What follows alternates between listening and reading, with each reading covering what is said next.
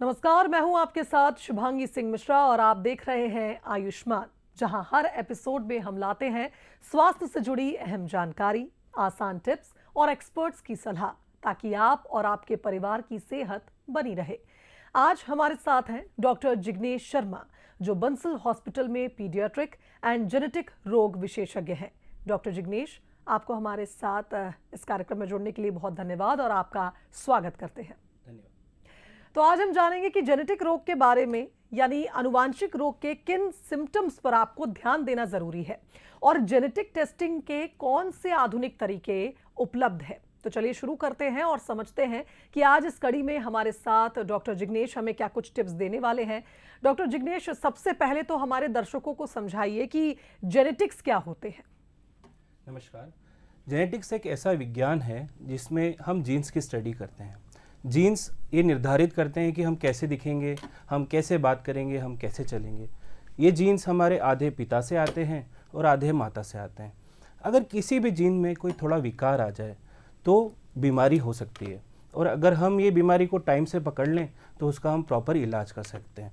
तो जेनेटिक्स यही सब चीज़ें देखता है और यही सब चीज़ें पकड़ने की कोशिश करता है।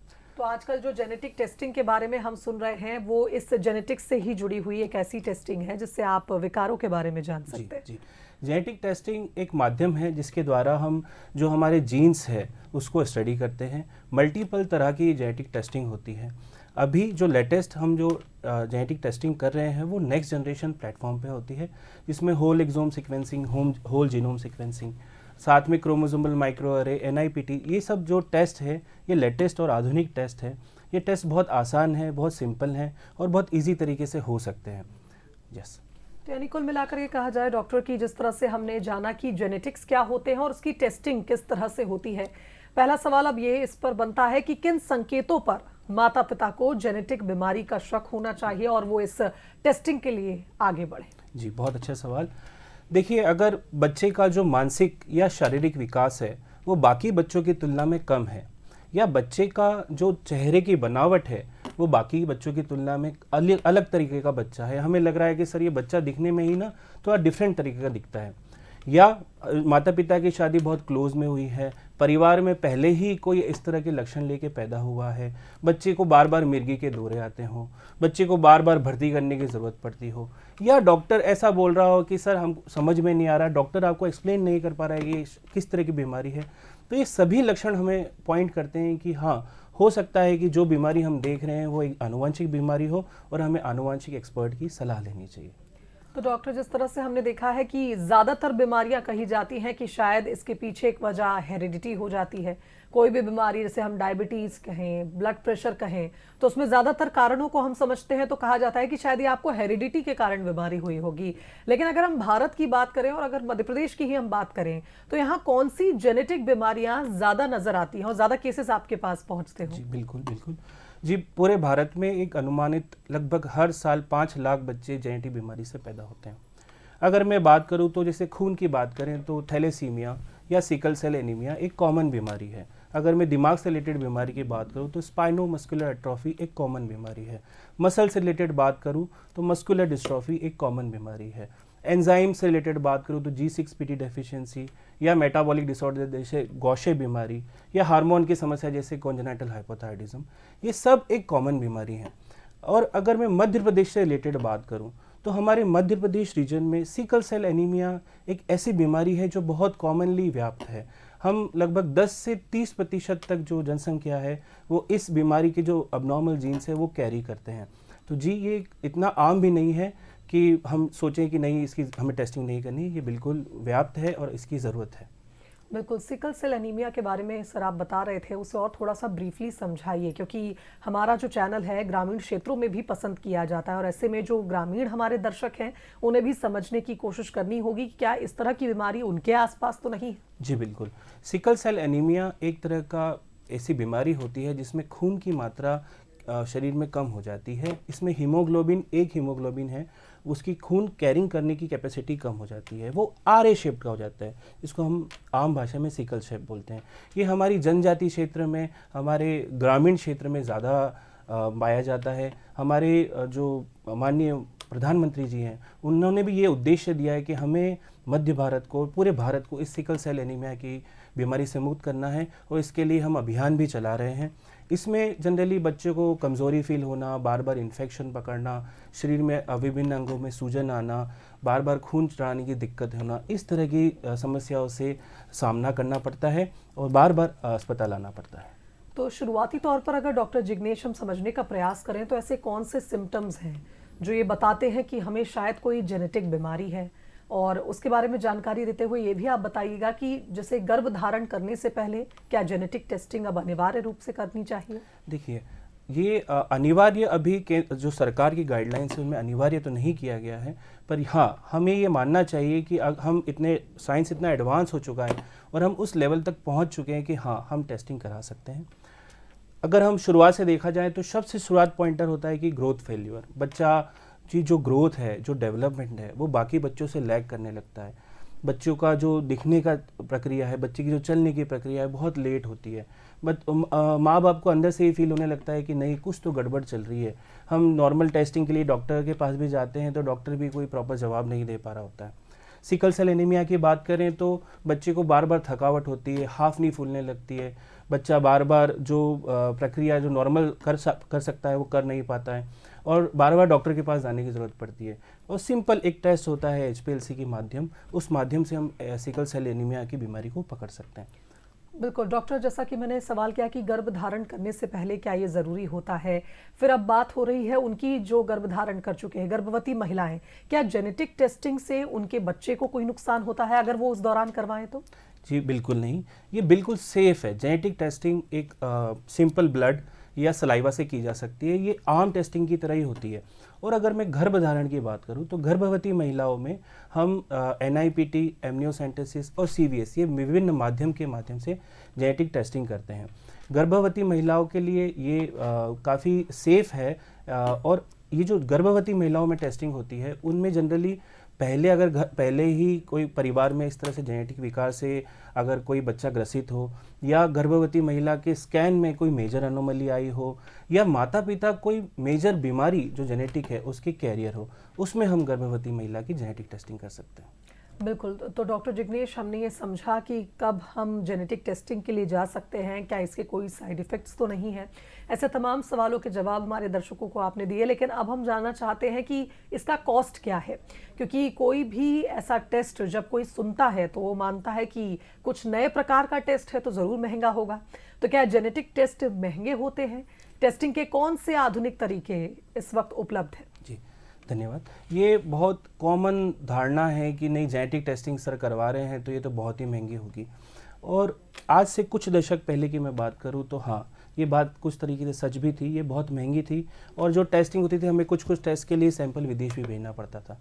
पर जिस हिसाब से साइंस इंप्रूव करती गई और ये टेक्निक आम लोगों तक पहुंचती गई तो ये टेस्टिंग जनरली 3,000 रुपये से अब चालू हो जाती है।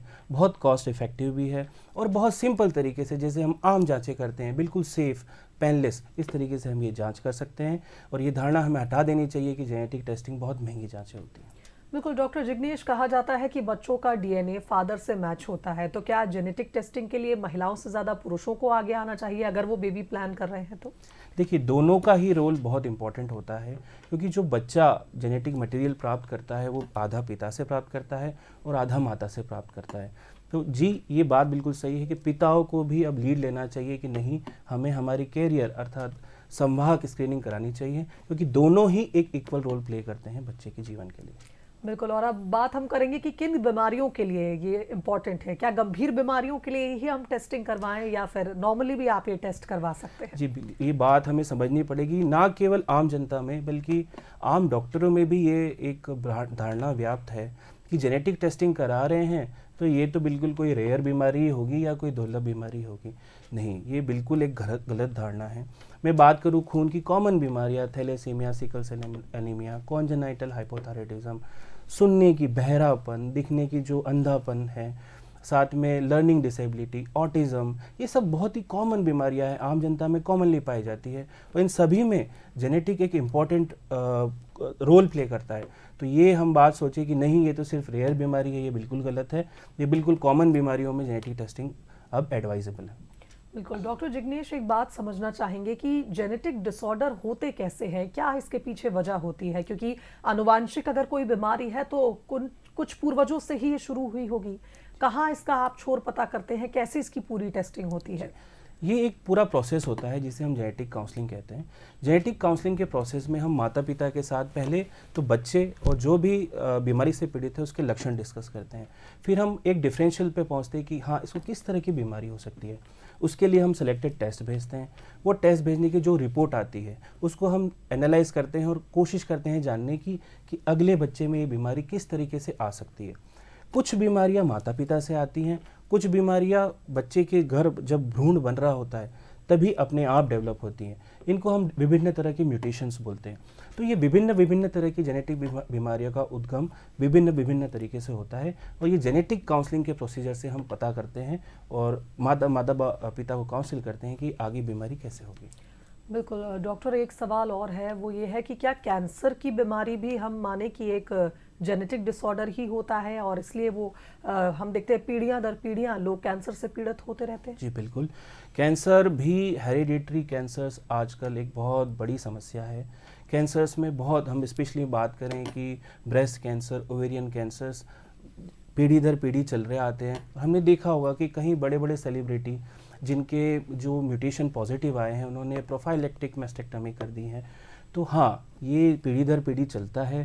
ब्रेस्ट कैंसर्स या ओवेरियन कैंसर बहुत कॉमन है जो कि एक पीढ़ी से दूसरी पीढ़ी में आते हैं और वक्त के साथ अब ऐसे पैनल्स अवेलेबल हैं जो हम टेस्टिंग करके पता कर सकते हैं कि क्या हमारे शरीर में भी ऐसे जीन्स हैं जो कैंसर उत्पन्न कर सकते हैं और समय पे हम इसको डायग्नोज कर सकते हैं और समय पे अच्छा इलाज ले सकते हैं। सही इलाज, समय पे इलाज लेने से कैंसर में लगभग 100% मुक्ति हमें मिल सकती है। बहुत अच्छी चीज़ है और लोगों को जागरूक करने वाली है कि घबराने की ज़रूरत नहीं है। और डॉक्टर जिग्नेश, अब लोगों के मन में भी यही सवाल होगा कि इस टेस्टिंग के लिए क्या कोई पहले से तैयारी की जाती है? किन बातों का ख्याल हमें रखना चाहिए अगर हम जेनेटिक स्क्रीनिंग के लिए जा रहे हैं? जी देखिए, ये एक सिंपल प्रोसीजर है। इसमें ऐसा कुछ भी नहीं सोचना है कि हमें बहुत परेशान होना है या करना। कुछ सिंपल सलाइवा या कुछ ब्लड सैंपल लेके हम ये टेस्ट कर सकते हैं। और अगर गर्भवती महिला है जिसकी हमें जेनेटिक टेस्टिंग करनी है और इन्वेसिव टेस्टिंग करनी है तो अम्नियोसेंटेसिस और CVS के माध्यम से ये टेस्ट करते हैं। ये भी मुख्यतः एक सेफ प्रोसीजर ही माना जाता है और ये सैंपल्स डिपेंडिंग कि टेस्ट क्या है जनरली 3 से 4 सप्ताह में अपनी रिपोर्ट दे देते हैं। बिल्कुल। डॉक्टर जिग्नेश, अब सवाल हो रहा है गर्भवती महिलाओं का, तो अब न्यूबॉर्न बेबीज की भी स्क्रीनिंग की बहुत चर्चा हमने सुनी है कि बच्चा पैदा हुआ और उसके बाद उसकी जेनेटिक स्क्रीनिंग कराकर पता लगाया गया कि कोई शारीरिक विकार बच्चे के अंदर तो नहीं है। इसके बारे में भी जरा दर्शकों को समझाइएगा। न्यूबॉर्न स्क्रीनिंग आज के ज़माने में एक बहुत ही इंपॉर्टेंट चीज़ है। इसके तहत हम एक सिंपल ब्लड टेस्ट से लगभग 60 से 70 ऐसी बीमारियां हैं जिसको वक्त पे पता कर सकते हैं। अगर इन बीमारियों को हम जल्दी पता कर लें और इनके उद्गम से पहले पता कर लें तो ये जो बीमारियां शरीर के जो मानसिक विकास पे असर डालती हैं, जो लीवर पे असर डालती हैं या गुर्दे पे असर डालती है, उससे हम बचा सकते हैं। एक सिंपल टेस्ट जो बिल्कुल सेफ़ है और पेनलेस है, इससे हम ये टेस्टिंग कर सकते हैं। न्यूबॉर्न स्क्रीनिंग के माध्यम से शरीर की जो कोई मेजर भी विकार है वो भी हम स्क्रीन कर सकते हैं और टाइमली, मेन बात है टाइम, जल्दी पकड़ में आएगा तो जल्दी इलाज मिलेगा तो उसके अच्छे रिजल्ट्स मिलेंगे। डॉक्टर, पहले के ज़माने में कहा जाता था कि जो आनुवांशिक रोग हैं वो बहुत देर में पता चलते हैं और कई लोग जान गंवा चुके होते हैं, लेकिन आपने कहा कि अब जल्द से जल्द आप पता कर सकते हैं अगर आप इस प्रोसीजर का इस्तेमाल करें, इस तरह की स्क्रीनिंग में आप भाग लें। तो लोगों से यही अपील है, जितनी भी जनता हमें इस वक्त देख रही है, कि अगर आपको लगता है कि आपके घर में कोई बीमारी लंबे समय से चली आ रही है, पीढ़ी दर पीढ़ी ये शिफ्ट हो रही है, तो आप ज़रूर ये टेस्ट करवाएं, ये स्क्रीनिंग ज़रूर करवाएं। डॉक्टर जिग्नेश, एक बात और है, एक शब्द का इस्तेमाल बार बार हो रहा है, प्रीनेटल। इसके बारे में बताइए कि प्रीनेटल डायग्नोसिस क्या होता है और कब इसे करना चाहिए? प्रीनेटल डायग्नोसिस एक तरीका है जिसमें हम जो महिला गर्भ धारण कर चुकी है उसके जो फीटस की जांच है वो हम उसके अम्नियोटिक फ्लूइड से करते हैं।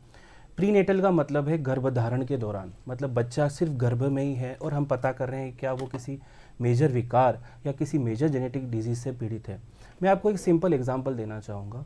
मैंने अपने कैरियर के दौरान देखा कि थैलेसीमिया इतनी कॉमन बीमारी है जो एक बच्चे में तो हो गई पर नेक्स्ट बच्चे में भी हो रही है, उसके नेक्स्ट बच्चे में भी हो रही है। आप सोचिए एक माँ बाप का दर्द, जो रोज़ हर महीने 2 से 3 बार अस्पताल आ रहे हैं बच्चे को खून चढ़ाने, और उनका अगला बच्चा भी इसी बीमारी से पीड़ित हो जाता है। तो क्या ये सही है? तो इस पूरे दर्द और इस पूरी दुविधा से बचने के लिए हमें वक्त आ गया है कि हम जेनेटिक के बारे में लोगों को समझाएं और इसके बारे में लोगों को जागरूक करें।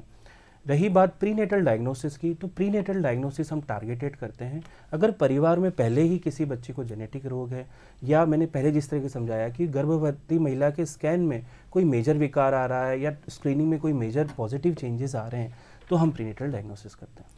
बिल्कुल। और जिस तरह से हमने बात करी कि अगर एक बच्चे को परिवार में पहले से ही कोई जेनेटिक बीमारी है, वो उससे प्रभावित हो रहा है, तो आने वाले बच्चों के लिए किस तरह की माता पिता को ध्यान रखना चाहिए, किन बातों का ध्यान रखना चाहिए, ये भी डॉक्टर जिग्नेश बताइए।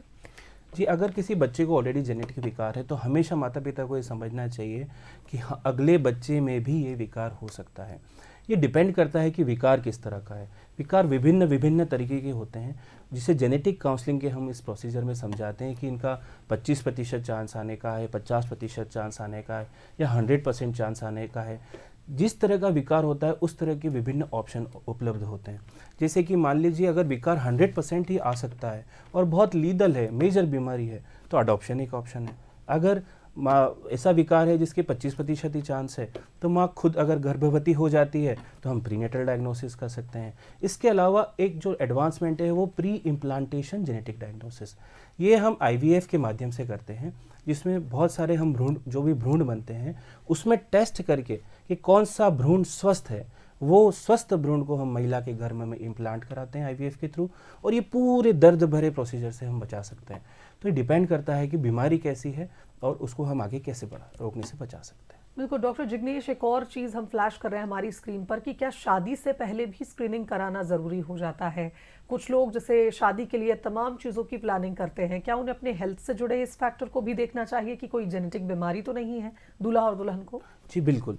वक्त के साथ साथ जिस हिसाब से साइंस एडवांस हो रहा है, तो कोई भी कपल अगर प्रेग्नेंट होने की तैयारी कर रहा है या प्रेगनेंसी प्लान कर रहा है, तो उन्हें कुछ 4 बातों जो मैं बताऊंगा उस पर ध्यान रखना चाहिए। पहली चीज़, अगर महिला की उम्र 35 वर्ष से ज़्यादा क्रॉस होती है या पुरुष की उम्र भी क्रॉस होती है, तो जेनेटिक विकार का चांस थोड़ा ज़्यादा बढ़ता है। दूसरी चीज़, अगर हम किसी भी तरह का तंबाकू, गुटखा, सिगरेट या शराब का सेवन करते हैं, नशीले पदार्थों का सेवन करते हैं, तो ये अंडाणु और शुक्राणु पे असर डालता है, जिससे जेनेटिक विकार होने का चांस बढ़ता है। तीसरा, फॉलिक एसिड डेफिशिएंसी। अगर महिला प्रेगनेंसी प्लान कर रही है तो वो ज़रूर फॉलिक एसिड रेगुलर खाए, क्योंकि अगर फॉलिक एसिड की कमी से 70% तक जो न्यूरो डिसऑर्डर्स होते हैं वो हम प्रिवेंट कर सकते हैं। चौथा, कैरियर स्क्रीनिंग। ये एक ऐसा माध्यम है जिसमें हम अगर कोई मेजर विकार है दोनों ही महिला और पुरुष को, तो हम गर्भधारण से पहले ही पता कर सकते हैं और उनको प्रॉपर एडवाइस दे सकते हैं कि वो क्या करें कि उनके बच्चों में ये विकार ना पैदा हो। बिल्कुल। डॉक्टर जिग्नेश, आजकल हम देख रहे हैं कि हार्ट अटैक के जो केसेस हैं वो बहुत कॉमन हो रहे हैं। ज़्यादातर छोटे छोटे बच्चों को भी देखा जा रहा है जिन्हें पहले से ही हार्ट रिलेटेड प्रॉब्लम्स हो रही है, हृदय रोग हो रहा है। ऐसे में जेनेटिक बीमारी में हृदय रोग कितना सामान्य अब हो चुका है, अगर हम इस समय को देखें तो? बहुत अच्छा सवाल। जेनेटिक बीमारी और हृदय रोग साथ में, मैं कहूँगा, हाथ से हाथ मिला के चलते हैं। मैं जब अपनी जेनेटिक ट्रेनिंग ले रहा था और जब मैं जेनेटिक मरीजों का इलाज कर रहा था, तो मुझे रियलाइज़ हुआ कि बहुत सारे बच्चे ये हृदय रोग लेके भी आ रहे हैं, और अगर मुझे इनको कॉम्प्रहेंसिव कंप्लीट इलाज देना है तो मुझे हृदय रोग भी सीखना पड़ेगा। तो मैंने इसके लिए एडवांस पीडियाट्रिक कार्डियोलॉजी की ट्रेनिंग भी ली, और मुझे ये बताते हुए बेहद गर्व हो रहा है कि पूरे भारत में ऐसे कुछ एक ही डॉक्टर्स हैं जो जेनेटिक्स और पीडियाट्रिक कार्डियोलॉजी ट्रीट करते हैं, जिसकी सुविधाएं हम अब मध्य भारत में प्रोवाइड कर रहे हैं। हम मुख्यतः लगभग अगर 1000 बच्चे पैदा होते हैं तो लगभग 7 से 8 बच्चों में ये अनुमान रहता है कि वो हृदय रोग से पीड़ित होंगे, और हृदय रोग और जेनेटिक लगभग 50% बच्चे आपस में एक दूसरे से पीड़ित रहते हैं। तो अगर हम इसको टाइमली डायग्नोज करते हैं और टाइम से ट्रीट करते हैं या टाइम से सर्जरी करते हैं, तो उसके आउटकम्स बहुत अच्छे होते हैं और बच्चा एक स्वस्थ जीवन जी सकता है। बिल्कुल डॉक्टर, और अब इस पर एक सवाल ये भी बनता है कि क्या हम नवजात बच्चों की जो स्क्रीनिंग कर रहे हैं, क्या उसके माध्यम से हम हृदय रोग का पता लगा सकते हैं? जी बिल्कुल। यहाँ तक कि एक सिंपल पल्स ऑक्सीमेट्री एक इंस्ट्रूमेंट होता है जिसके माध्यम से हम बच्चे का ऑक्सीजन का लेवल चेक कर सकते हैं।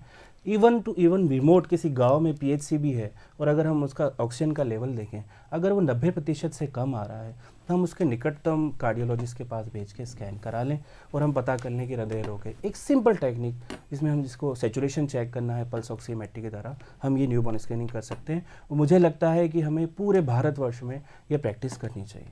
बिल्कुल डॉक्टर, जैसा कि हम बात कर रहे हैं तमाम बीमारियों की, आनुवांशिक बीमारियां कही जाती हैं कि कुछ ऐसी भी होती हैं जो लाइलाज होती हैं। क्या जेनेटिक स्क्रीनिंग के बाद अब हम ये मान सकते हैं कि आने वाले वक्त में इन लाइलाज बीमारियों का भी इलाज हो सकता है? बहुत अच्छा सवाल। ये एक भ्रांति मिथ है कि ना केवल लोगों में जबकि डॉक्टरों में भी कि अरे इसको तो जेनेटिक बीमारी होगी, इसका तो कोई इलाज ही नहीं है। साइंस इतना एडवांस हो चुका है। मेटाबॉलिक डिसऑर्डर्स के पास हमारे पास स्पेशल डाइट्स होती हैं। लीवर ट्रांसप्लांट एक टेक्निक है कुछ स्टोरेज डिसऑर्डर में जिसमें कंप्लीट क्योर मिल सकता है। बोन मैरो ट्रांसप्लांट ऐसी टेक्निक है जिसमें कुछ जैसे खून की बीमारियां हैं उसको हम कंप्लीट क्योर दे सकते हैं। हमें ये साइंस इतना, केंद्र सरकार भी इतना एडवांस हो चुकी है कि केंद्र सरकार एक रेयर डिजीज़ पॉलिसी लेके आई है जिसमें 50 लाख रुपए तक की ग्रांट ऐसे मरीजों को प्रोवाइड कर रही है। तो विश्व के साथ साथ भारत भी अब इन सब बीमारियों के लिए जागरूक हो रहा है। तेज़ी से हम इलाज के लिए आगे बढ़ रहे हैं और जल्द ही ये जो सब समस्याएं हैं, ये जो भ्रांतियां, ये ख़त्म होंगी और ये बच्चे भी एक नया जीवन जी सकेंगे। बिल्कुल डॉक्टर, एक सिस्टिक फाइब्रोसिस की भी बात हो रही है आजकल, इसके बारे में भी ज़रा समझाइए हमारे दर्शकों को। सिस्टिक फाइब्रोसिस भी एक आनुवंशिक बीमारी होती है। ये एक ऑटोसोमल रिसेसिव डिसऑर्डर माना जाता है। इसमें क्या होता है कि बच्चों को बार बार फेफड़ों में इन्फेक्शन होता है, बच्चों को सांस लेने में तकलीफ होती है, न्यूमोनिया होता है, बार बार हॉस्पिटलाइजेशन करवाना पड़ता है। ये क्योंकि एक आनुवंशिक बीमारी है तो अगली पीढ़ी में भी 25% चांस होता है कि ये बीमारी होने का। सिस्टिक फाइब्रोसिस में भी जो इलाज लेटेस्ट है वो साइंस एडवांस कर रही है। CFTR मॉड्यूलेटर्स आ गए हैं जिसके कारण इन बच्चों का जो जीवन है और जो ट्रीटमेंट है वो बहुत एडवांस हो गया है। और हाँ, अब सिस्टिक फाइब्रोसिस के लिए भी इलाज अवेलेबल है। बिल्कुल डॉक्टर जिग्नेश, क्या जेनेटिक टेस्टिंग कराने से भविष्य में इंश्योरेंस या नौकरी पर भी फर्क पड़ता है? क्या इस तरह की भी कोई बात है? जी नहीं, ये हम बिल्कुल ना माने कि हमारी अगर जेनेटिक टेस्टिंग हुई है या हमें कोई जेनेटिक विकार है तो हमें सरकार नौकरी नहीं देगी या कोई इंश्योरेंस हमें क्लेम नहीं देगा। ऐसा किसी भी तरह का कोई प्रावधान नहीं है। आप बिल्कुल एक आम इंसान की तरह, आपके जो हक हैं वो पूरी तरीके से आप पे लागू होते हैं। आप उतनी ही नौकरी ले सकते हैं, उतना ही इंश्योरेंस ले सकते हैं जो एक आम इंसान ले सकता है। डॉक्टर जिग्नेश, अगर एक परसेंटेज की हम बात करें, आप अनुमानित बताइएगा, तो कितने % लोग अगर आज जेनेटिक टेस्टिंग कराते हैं तो उनके अंदर कोई ना कोई विकार निकलेगा? देखिए, हम अगर मोटी मोटी बात करें तो हर इंसान 3 से 5 मेजर बीमारियों का कैरियर होता है। और अगर हम बोले कि 1000 लोग टेस्टिंग कराते हैं तो मोटा मोटा हमको अनुमानित है कि लगभग 8 से 10 लोग इस समस्या से पीड़ित होंगे। तो हम ये समझ के चलें कि ये इतना रेयर भी नहीं है। और भारत की अगर जनसंख्या के अनुसार हम इसको कैलकुलेट करें तो ये करोड़ों में संख्या जाती है। बिल्कुल डॉक्टर जिग्नेश, आप म्यूटेशंस की बात कर रहे थे, जब हम बात कर रहे थे कि आनुवांशिक बीमारियां जब आगे बढ़ती जाती हैं तो क्या आने वाले 5 से 10 वर्षों में हम देखें तो जेनेटिक्स को कैसे विकसित होते हम देख सकते हैं? क्योंकि जितनी इसकी जागरूकता बढ़ रही है, अब युवा भी आगे आएंगे और कोशिश करेंगे कि वो भी अपनी स्क्रीनिंग करा लें समय पर। जी जी जी, बिल्कुल। मैं देखता हूँ कि genetics is the future. Genetics जिस हिसाब से एडवांस हो रहा है, हम देखेंगे कि अगले कुछ 10 वर्षों में ये एक आम लाइफ का पार्ट हो जाएगा। पर्सनलाइज मेडिसिन, अर्थात जो मेडिसिन हमारी बॉडी को ज़्यादा सूट करेंगी और ऐसी मेडिसिन जिससे हमें ज़्यादा साइड इफ़ेक्ट होगा, इसकी तरफ हम बढ़ रहे हैं। कैंसर में ऑलरेडी पर्सनलाइज मेडिसिन की तरफ बढ़ चुके हैं, जिसमें कुछ कैंसर की बीमारियां ज़्यादा असर डालती है तो उससे जल्दी फ़ायदा होता है। उसके बाद हम बात करेंगे कैरियर स्क्रीनिंग। युवा जिस तरीके से जागरूक हो रहे हैं तो वो भी समझ रहे हैं कि नहीं, क्योंकि आजकल पीढ़ी में जनरली एक बच्चे होते हैं तो वो सोचते हैं कि नहीं, हम भी कैरियर स्क्रीनिंग करा लें कि अगर कुछ ऐसी समस्या है तो हम उसका टाइम से इलाज करा लें। और जिस तरीके से हम देख रहे हैं अभी लेटेस्ट इसी वीक भारत भी इस चीज़ में आगे बढ़ चुका है। बिरसा 101 एक CRISPR Cas based gene editing technique है जिसका शुभारंभ हमने कर चुके हैं। फेज़ 1 ट्रायल्स चालू हो चुके हैं। तो ये भी एक अच्छी बात है कि भारत भी पूरे विश्व के साथ कदम से कदम आगे मिला के चल रहा है और इस टेक्निक के माध्यम से हम जल्द ही सिकल सेल एनीमिया जो बीमारी है इससे पीड़ित बच्चों को जीन थेरेपी के माध्यम से पूरा क्योर दे पाएंगे। डॉक्टर, ज़्यादातर हमारे देश में एक आदत है कि लोग भरोसा जल्दी नहीं करते और अगर आप किसी टेस्टिंग के बारे में उनसे कहेंगे तो वो घबरा जाते हैं। जेनेटिक्स की अगर बात हो रही है तो आजकल हम देख रहे हैं कि युवाओं में तो क्रेज है कि वो नई नई पद्धतियों को अपनाकर अपने फ्यूचर को सिक्योर करना चाहते हैं, लेकिन ग्रामीण क्षेत्रों में हम लोगों को कैसे जागरूक करेंगे, क्योंकि कॉस्टिंग आप जैसा बता रहे हैं अभी भी 3,000 रुपए है, तो कैसे इस सुविधा को आगे बढ़ाया जाए कि जन जन तक ये पहुंचे? जी देखिए, अगर कोई एक भी बच्चा जेनेटिक बीमारी से ग्रसित होता है तो उसका लाइफ टाइम एक्सपेंस देखिए, कितना मेंटल प्रेशर एक माँ बाप पे होता है, कितना फिजिकल प्रेशर एक माँ बाप पे होता है, उसके इलाज के लिए एक मेडिकल सिस्टम पे कितना प्रेशर आता है, उसका लाइफ टाइम अगर एक्सपेंस देखेंगे तो वो जो 3,000 रुपये की मैं बात कर रहा हूँ वो कुछ 0.0% भी नहीं आता है। तो हम अगर ग्रामीण परिवेश में जाएं और उनको बताएं कि इस टेस्टिंग से हम ना केवल, आप बोलते हैं ना आम के आम गुठलियों के भी दाम, तो आपकी तो टेस्टिंग होगी ही होगी, बल्कि आपके आने वाली पीढ़ियां तक सुधर जाएंगी। तो इस तरह की भाषा हम बात करें, उन तक पहुँचें, तो हो सकता है वो हमारी बात समझ पाएँ और इस टेस्टिंग को इजीली एक्सेप्ट कर पाएँ। बिल्कुल डॉक्टर जिग्नेश, बहुत इन्फॉर्मेटिव आज का ये सेशन रहा और मुझे लगता है हर सवाल के जवाब आपने हमारे दर्शकों को दिए, क्योंकि मन में सवाल तमाम होते हैं जब आप एक नई तरह की टेस्टिंग के बारे में सुनते हैं। तो बहुत अच्छा लगा आपसे बात करके और बहुत शुक्रिया आपका हमारे साथ इस कार्यक्रम में जुड़ने के लिए। Thank you. तो इसी के साथ आयुष्मान में फिलहाल इतना ही।